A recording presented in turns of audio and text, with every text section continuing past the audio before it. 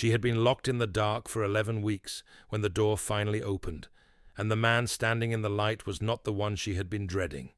The padlock was on the ground. A stranger held it in his hand, turning it over like he did not know how it had come to be in his fist, only that he had broken it and could not put it back.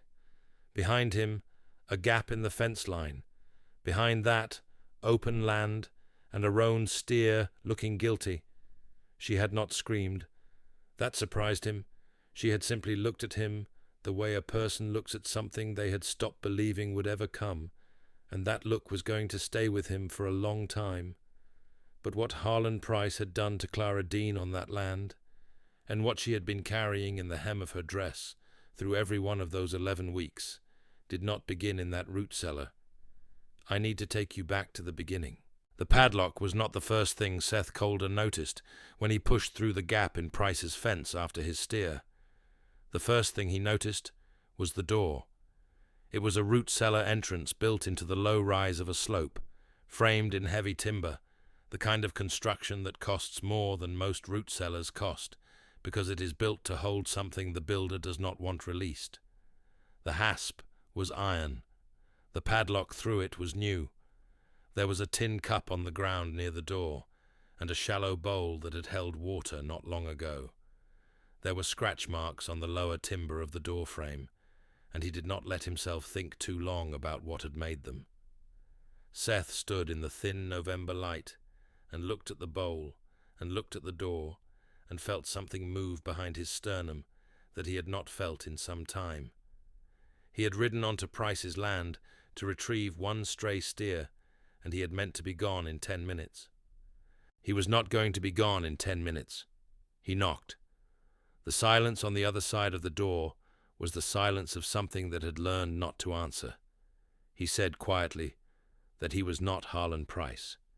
He said he was Seth Calder from the adjoining spread, and he had come for a missing steer, and found this door instead, and he would like to know if there was a person in there. The silence lasted long enough that he began to doubt himself.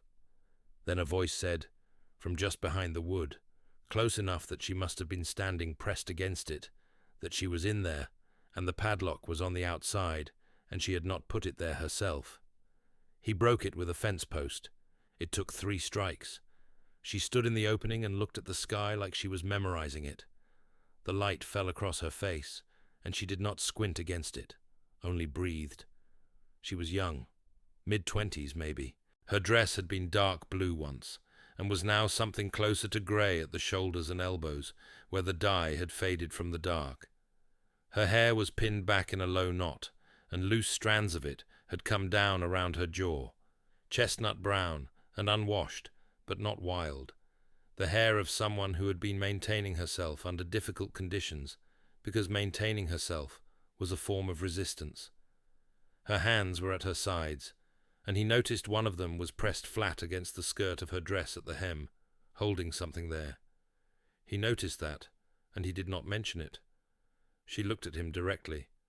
Her eyes were warm brown and steady without panic, the eyes of someone who had made her decisions before this moment and was simply waiting to see how they would play out. She asked him if the steer was the roan one. He said it was. She said she had been watching it through the gap in the hinge for 3 days, and it kept coming back to that same spot in the fence, and she had hoped eventually someone would follow it. Seth Calder looked at her for a long moment, and then he looked at the fence gap, and then he looked at the steer, which had wandered over and was standing at his shoulder with the serene unconcern of an animal that does not understand the gravity of what it has done.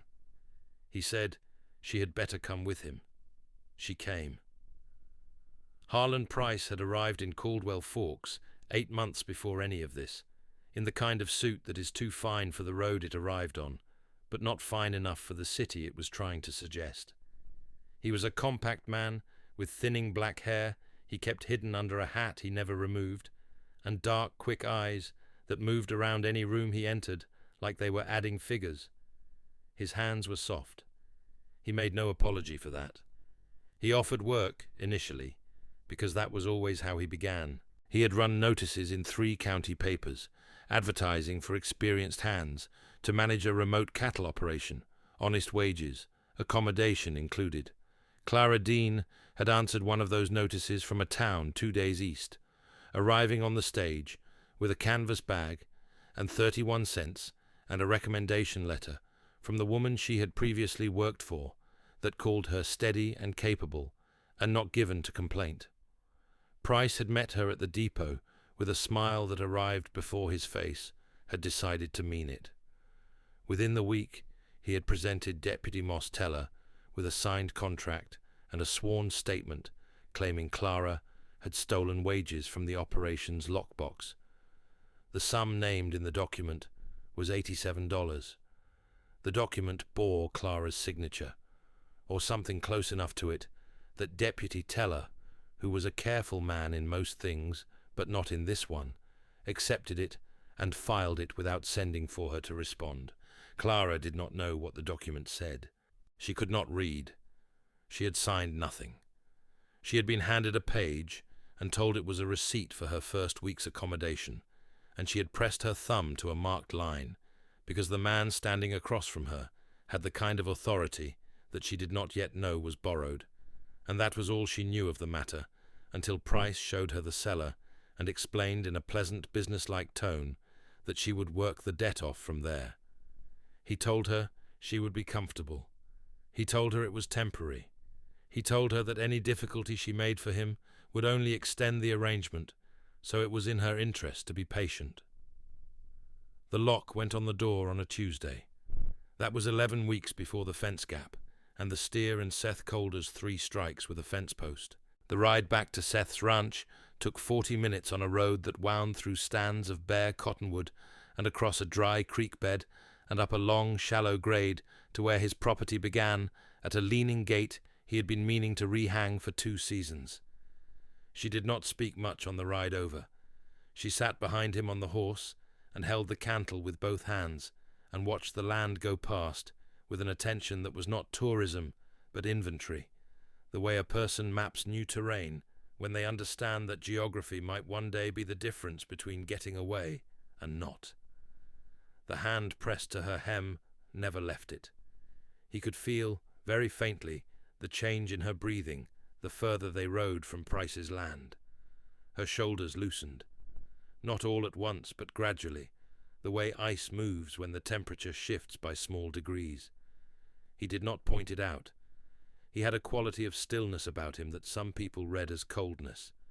It was not coldness. It was the particular stillness of a man who has learned that silence is often the most useful thing he can offer, and that not every moment benefits from being named out loud. He showed her where the water was when they arrived.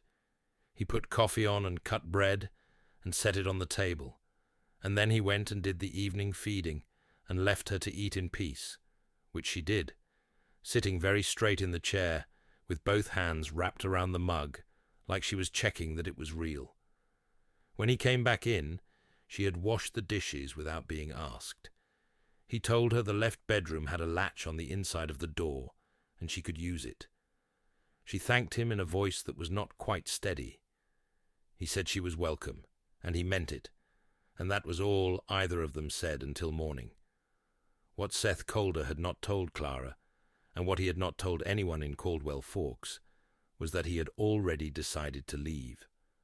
The notice had been drawn up by his solicitor in October. The Calder spread, 40 acres and the improvements, offered for private sale. He had not posted it yet. He had been waiting, though he could not have explained what he was waiting for. Ida had died 2 winters ago, in the bad cold of February, of a fever that came on fast and moved faster. The ranch without her was just a set of tasks he completed one after another, with no particular feeling attached to any of them. He was not a man who collapsed under grief. He was a man who got very quiet and very efficient, and moved through days like he was working off a list, and eventually the list had come to include selling the property and moving somewhere that did not have her absence built into every room. He had not yet posted the notice. It sat folded in the inside pocket of his coat, carried on his person, because he was not yet ready to leave it somewhere he might have to look at it. Clara came out of the left bedroom the next morning at first light, already dressed, and asked him what needed doing. He told her she did not need to earn her keep. She said she was aware of that, and she was asking what needed doing. He put her to work mending fence on the south pasture, a job he had been avoiding because it was cold and tedious, and his knees were not what they had been. She worked steadily for 4 hours without stopping, knotting wire with her bare hands, and setting posts with a tamping bar she found in the barn without being told where it was. Her hands were already roughened from work, and from 11 weeks of managing in a small cold space, with nothing to do but survive, and the cold did not seem to slow her. He brought her coffee at mid-morning, and she drank it standing up with the cold, coming off the hills behind her, and her breath making small clouds in the air, and she handed the mug back without looking at him, and went back to the fence. And he stood there holding the empty mug and felt something he had not felt in a long time, which was the specific sensation of watching someone be completely and uncomplicatedly themselves. He did not name it yet. He was not a man who named things quickly. She asked him that afternoon, while they were stacking the wire she had gathered from the old broken section of fence, whether he had reported what he had found on Pryce's land to Deputy Teller. He said he had not yet. She asked why. He said he wanted to hear from her first what the situation was, so that when he did speak to the deputy, he would know what he was saying. She looked at him. She said, "Deputy Teller already knows about me. He is the one who filed the contract." Seth was quiet for a moment. He said, "Tell me about the contract." She told him. She told him all of it, standing in the cold with the wire stacked between them, the sky gone pale grey, and the hills going dark at their edges.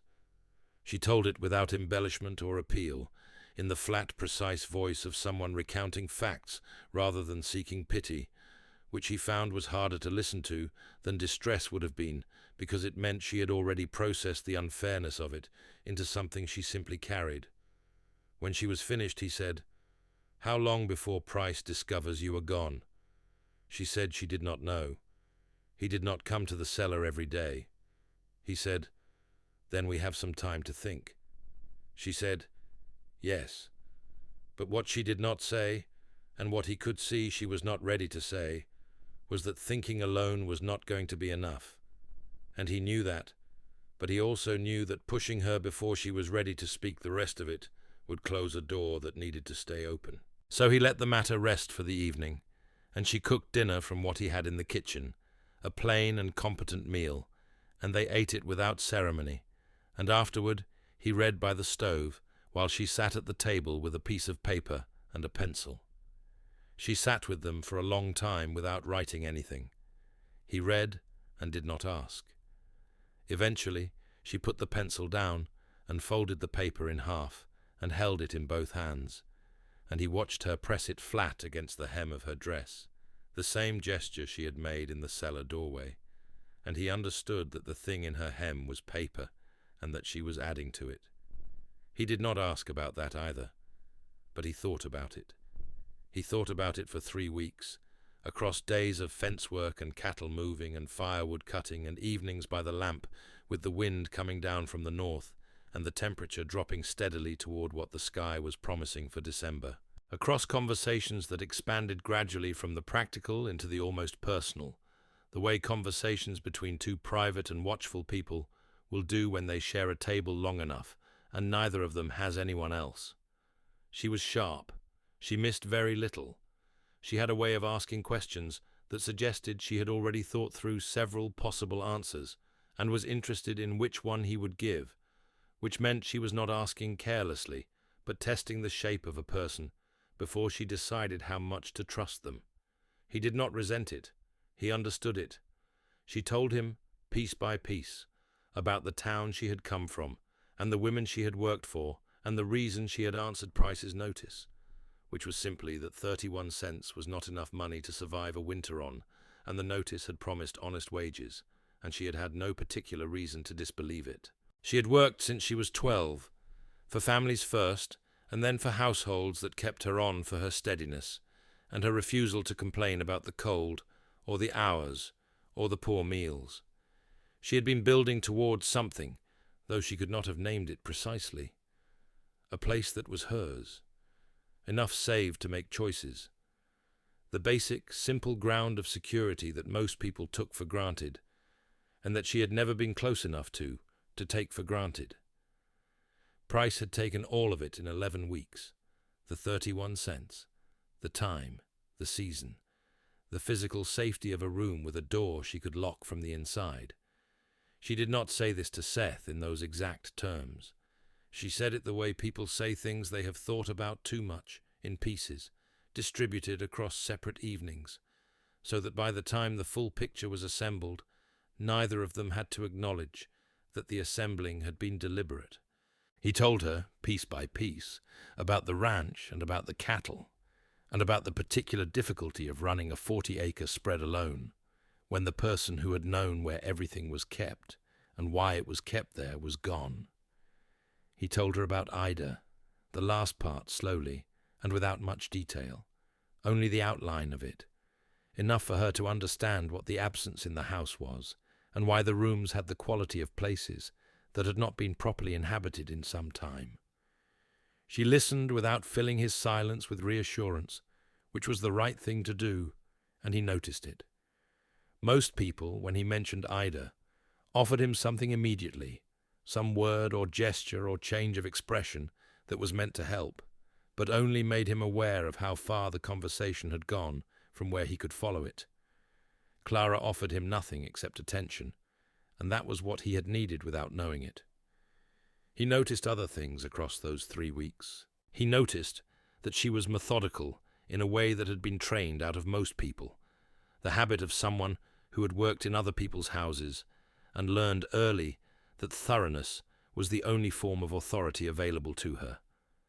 She repaired things she found broken, without mentioning that she had done it, so that one evening he would find a hinge working that had been stiff for months, or a window that no longer rattled in the wind, and he would know it had been her because nothing fixed itself on a working ranch. He noticed that she slept lightly, which he only knew because on 2 occasions he had been up before dawn for sick cattle, and had found her already in the kitchen with the fire going, not because she had heard him, but because she had simply woken before the light regardless. He noticed that she looked at the horizon a great deal, not with longing or anxiety, but with the considering attention of someone mapping a route they might one day need. He did not tell her any of these observations. He was not a man who narrated what he saw. Harlan Pryce, meanwhile, had discovered the empty cellar on the 4th day, and had stood in the dark of it for several minutes, thinking through his options with the cool efficiency of a man who has had to think through options before. He had not panicked. Panic was for people who had not anticipated that things could go wrong. He had anticipated it. He had even allowed, in the abstract, for the possibility that someone on the neighboring property might eventually notice the cellar, because neighbors were an unavoidable variable in rural operations, and variables required contingency planning. What he had not fully allowed for was that a woman who could not read would spend 11 weeks in the dark preparing evidence against him. That was not a variable he had planned around. He filed it away as a lesson and went to Deputy Teller.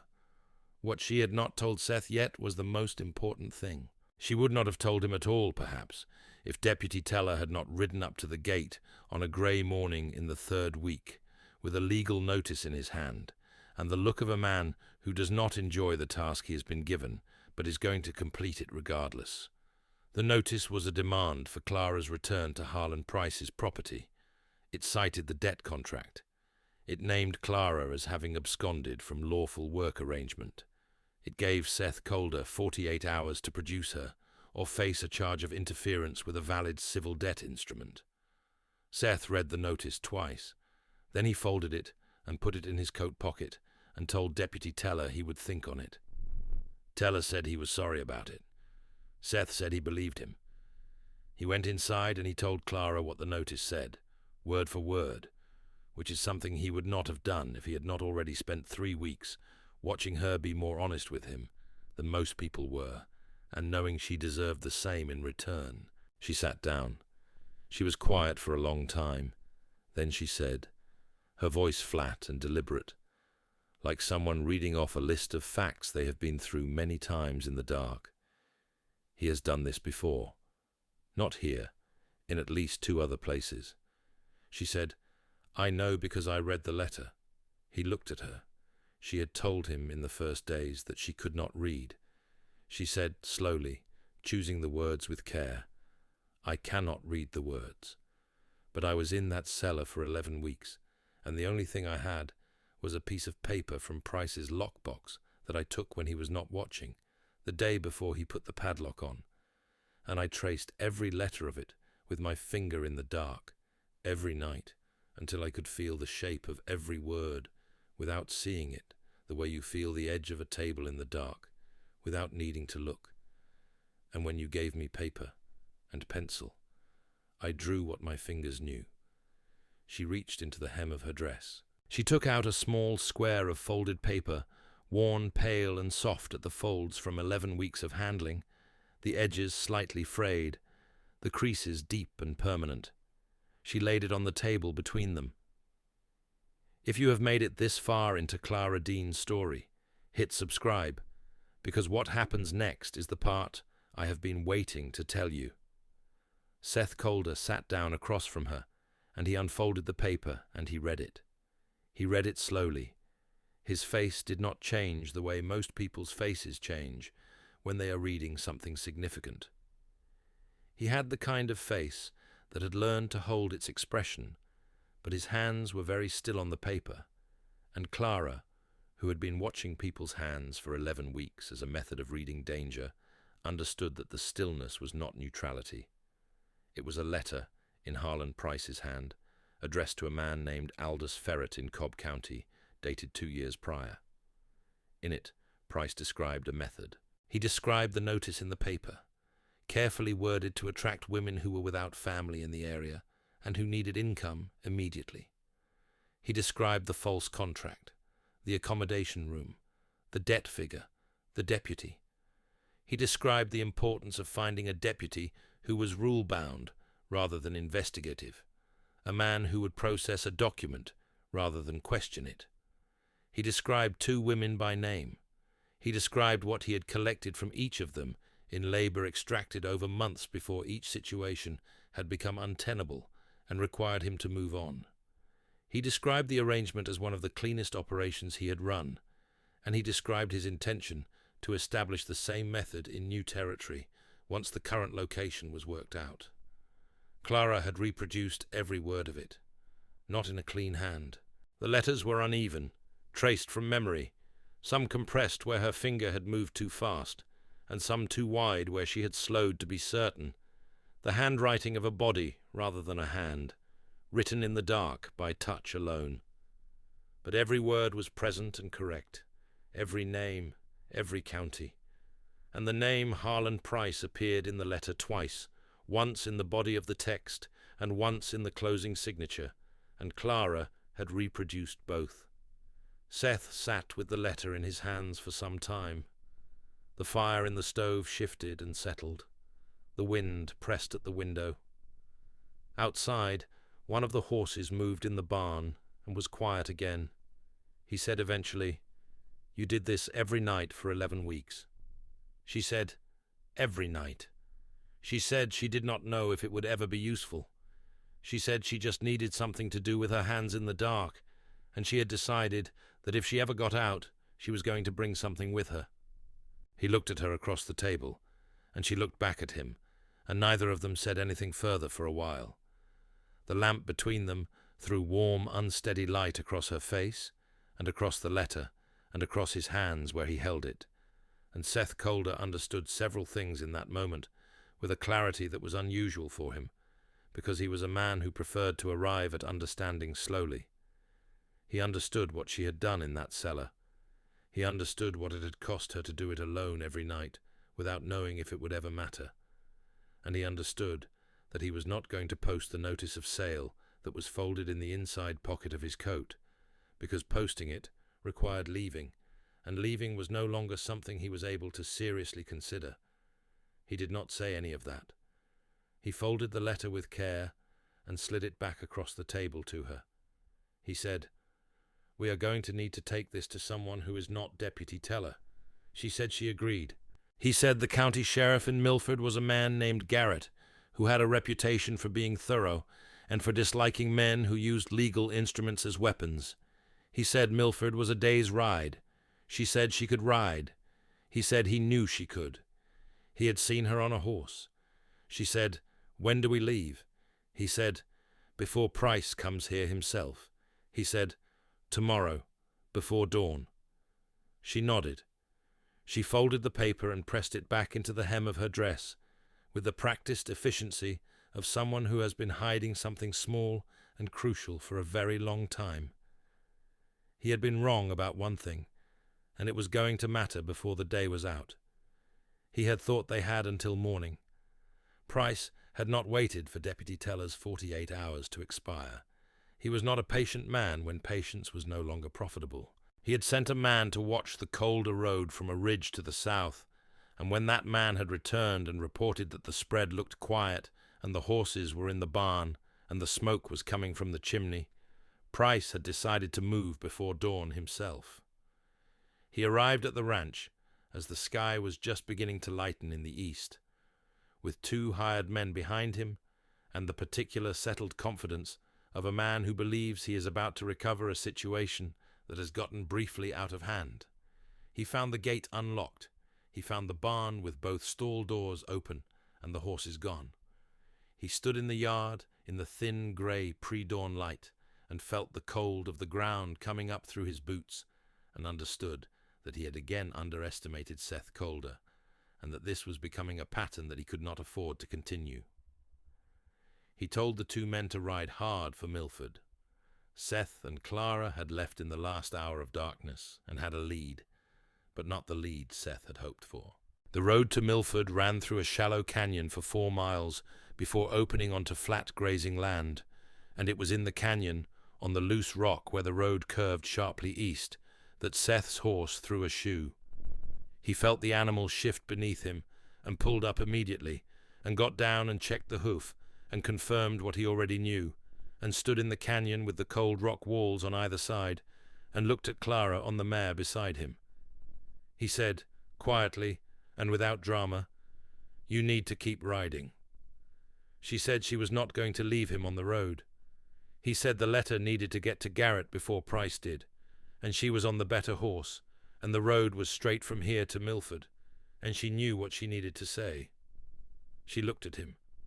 She had known him for 3 weeks, and in those 3 weeks she had learned to read the slight hesitation before he spoke as a signal that what followed had been considered from several angles before it arrived. This was not a man who said things carelessly.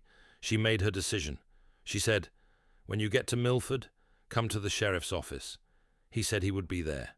She rode.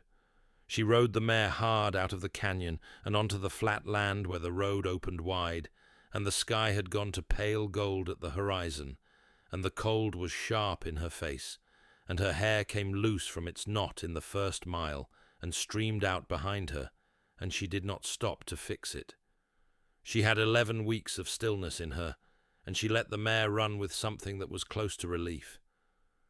She arrived in Milford with the morning fully up and the town beginning its day. With her hair loose and the mare breathing hard and the hem of her dress carrying what it had always carried, she found the sheriff's office on the main street, and she went inside, and she stood at the desk, and she took the folded paper from the hem of her dress, and she set it down in front of a large man with a grey beard, who she assumed was Garrett, and she said, "My name is Clara Deane. I was held on Harlan Pryce's property in Caldwell Forks for 11 weeks under a false debt contract.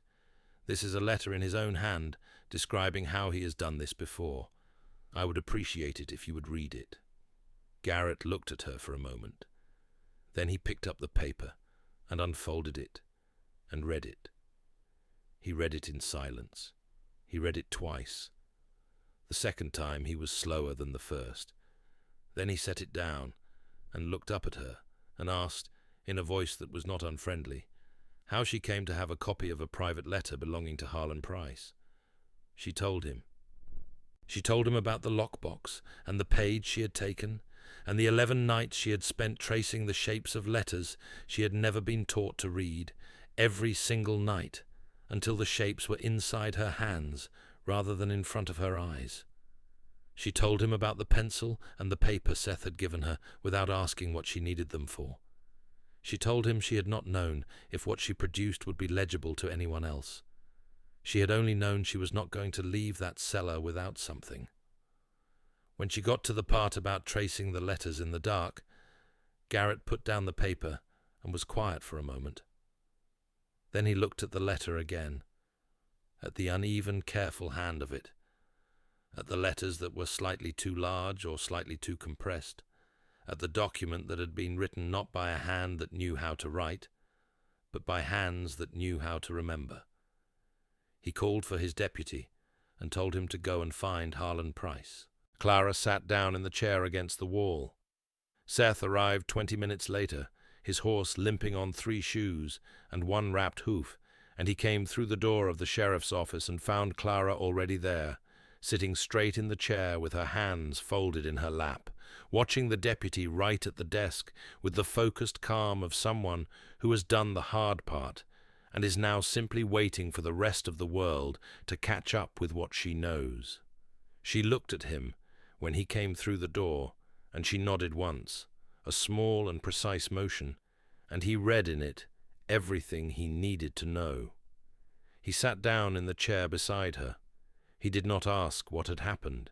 He could see from her posture, and from Garrett's expression, and from the letter lying flat on the desk, that something had already shifted in the room before he arrived. He was not sorry to have arrived second. He was only glad she had made it. The room had grown by the time Pryce arrived. The deputy was at his desk. A land records clerk had come in on other business and had not left once he understood what he was hearing. A woman from the general store across the street had seen the horses outside and the expressions on the faces of the men going in, and had followed her instincts through the door. A young man who had been sweeping the boardwalk was standing in the open doorway with his broom still in his hand, making no pretense of sweeping. Pryce came in the way he always came into rooms, with his hat on and his hands visible, and the settled manner of a man who expects to talk his way through things, because talking his way through things had always worked before. He walked in, and he saw Clara Deane sitting against the wall, and Seth Calder beside her, and Garrett behind the desk, with the letter in front of him, and something went out of Pryce's face that had been there since he arrived in the territory, which was the particular confidence of a man who has never been in a room that he could not manage. Garrett read the letter aloud. He read every word of it in a clear, steady voice, and in the room the only sounds were his voice, and the scratch of the deputy's pen, and the far-off sound of the street outside pressing against the quiet inside. Pryce said the letter was a forgery. Garrett asked how a woman who could not read had forged a letter in his specific hand, dated 2 years prior, naming 2 women and a county she had never been to. Pryce said she had clearly had assistance. He said Seth Calder had helped her fabricate the document. Garrett asked why Seth Calder would forge a letter dated 2 years prior in Cobb County before he had ever met Clara Deane. Pryce said the date was also falsified. The land records clerk, who was a small man with precise habits and a very good memory, said quietly that one of the women named in that letter had filed a complaint with the Cobb County Recorder's Office 18 months ago that had been dismissed for lack of evidence, and that he had heard about it at a county clerks' conference the previous spring because it had struck him as an unusual kind of case. He said he had the name of the Cobb County clerk who had processed the complaint and could send for confirmation by telegram that same afternoon.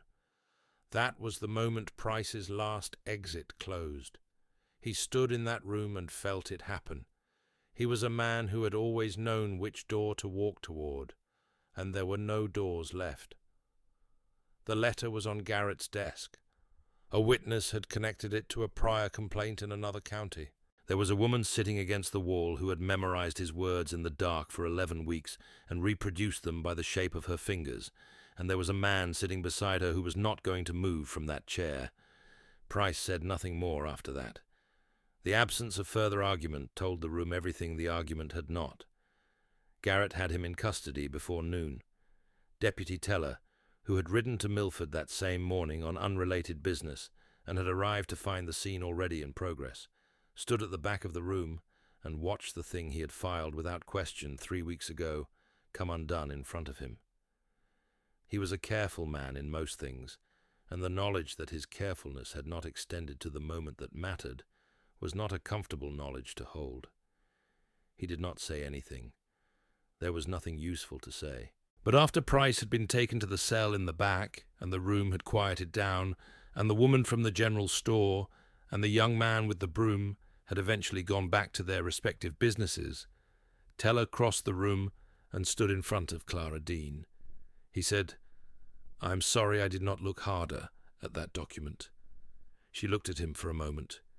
She was not a woman who offered absolution cheaply or performed forgiveness for the comfort of others, but she understood that he was a man who had made a mistake through incaution rather than malice, and that he had just said so without being asked to, which counted for something. She said, "I know," and that was all. Seth Calder watched it happen from the chair against the wall. He watched Pryce stand in that office and find, for the first time, that there was nothing in the room he could buy or threaten or charm his way through. He watched Clara sit through all of it, still and straight and calm, and he thought about the patience required to trace a letter you could not read, every night, in the dark, for 11 weeks, not knowing if it would ever matter, choosing to do it anyway because having nothing was not something she was willing to accept. He thought about something else too. He thought about the moment in the cellar doorway when he had noticed her hand pressed flat against her hem and had chosen not to ask.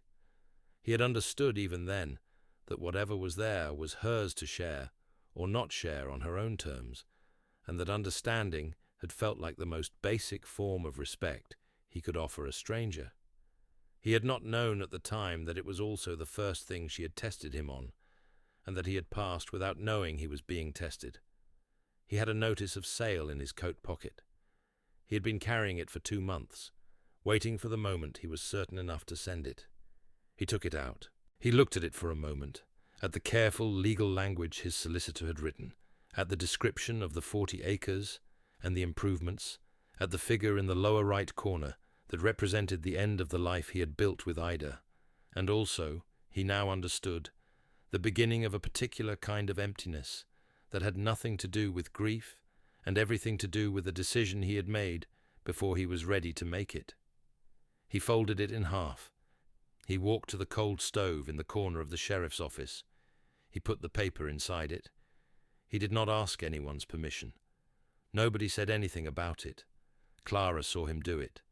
She did not ask him about it until they were on the road back to Caldwell Forks that afternoon, riding slow because of his horse, and because neither of them was in a hurry, the light going amber and long across the grassland, and the cold settling in from the north, and the shadows of the cottonwoods reaching long across the road in front of them. The land looked different from how it had looked that morning. That was not the land that had changed. She had been in a place for a long time that had no sky visible, and the sky above her now, going rose at the edges and deep blue overhead, was the same sky it had always been, but she was not quite the same person she had been the morning she rode out of it. Things that happen in courtrooms and sheriff's offices settle into you on the road home afterward, in the quiet, when there is nothing left to do or decide, and the body finally understands that it is over. She asked what the paper was. He said it was something he had decided not to send. She considered that for a while, watching the road. She said, "The ranch." He said, "Yes." She said, "You were going to sell it." He said, "I was." She looked at the road ahead of them, and he looked at the road ahead of them, and neither of them said anything more about it for a long time. The horse's wrapped hoof made a soft, different sound on the road, a muffled, careful beat against the hard-packed earth, distinct from the other 3, and somewhere above the ridge a hawk circled once, slow and certain, and then tipped its wings and dropped out of sight beyond the slope. The cold sharpened. The road curved north. She pulled her coat tighter at the collar, and he watched her do it and said nothing. She said eventually, without looking at him, "I do not know what I am going to do next." He said, "You do not have to know yet." She said, "I can work." He said, "I know that." She said, "I meant here, if you would have me." He was quiet for a moment. She had learned by then that his quiet was not absence, it was consideration. It was the space he kept between the impulse to speak and the thing he actually meant to say, and in 3 weeks she had come to recognize it as a quality rather than a deficiency, because the things he said after that space were always the things he meant. He said, "The south pasture fence still has a bad section near the creek." She said she had seen it. He said there was more than enough work for 2 people on a 40-acre spread. He said he had been letting things go in the way that a person lets things go when they are not sure they are staying, and that now that he was sure, there was a great deal more to be done than one man could manage in the daylight hours available to him. She said she had suspected as much.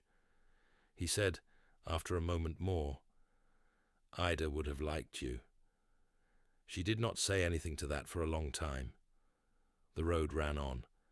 The amber light deepened toward rose and then toward grey, and the first stars were beginning to show in the east, faint and far, the way they always came in at dusk, as if they were not yet sure they had permission to be seen. She said, "Tell me about her." And he did. He told her about Ida on the ride home through the darkening afternoon, in the unhurried plain voice of a man who has been quiet on a subject for 2 years, and finds, when he opens the door to it, that there is more inside than he had accounted for. He told her about Ida's practicality and her stubbornness, and the way she had laughed at her own jokes before she had finished telling them. He told her about the first winter, when they had barely had enough, and about the good summer, 2 years in, when the cattle had been healthy, and the grass had come, and everything had seemed like it was going to work. He told her about the February she had not survived, and the long spring afterward, and the way the house had been full of her absence in every small, specific thing. The cup she had always used for her morning coffee, still on the shelf. The window latch she had rigged with a piece of wire because the original had never worked properly, still holding. The garden bed behind the east wall that he had not planted and not pulled up, and not made any decision about because making a decision about it felt like a final thing he was not ready for.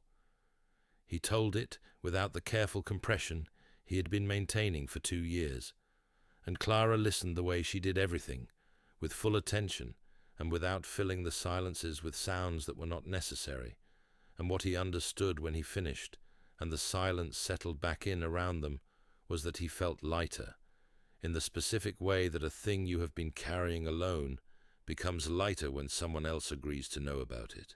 By the time they reached the gate of the colder spread, the stars were properly out, and the cold was settled in for the night, and the windows of the ranch house were dark. He got down and opened the gate, and she rode through and waited while he led his horse in after her. They put the horses up in the barn, and he checked the wrapped hoof again in the lamplight of the lantern he kept hanging from the main post, and it was holding, the wrapping still tight, and the horse standing easy with its weight on it. She stood in the barn doorway while he worked, and she said, "I would like to learn to read." He glanced at her. She said, "If you are willing to teach me. I know the shapes of the letters already. I just do not know which sound goes with which shape." He said he was not a school teacher. She said she was aware of that. He said, "I have a Bible and a copy of a stock almanac, and 1 novel that belonged to Ida." She said, "That is more than I have ever had." He said he would start her on the Bible in the morning, because the print was large, and the sentences were short, and because in his experience most things were better started in the morning, before the day had a chance to complicate itself. She said, "All right." They went inside and he lit the lamp on the table, and she put water on the stove, and they stood in the kitchen, in the warm light, with the cold pressing at the windows and the quiet of the ranch all around them, the particular quiet that belongs to a place with two people in it after a long season of only one, which is a different kind of quiet entirely, fuller and less hollow, the kind you can move through without it closing in behind you. If Clara Deane's story has stayed with you, we would love to know which moment you will carry longest.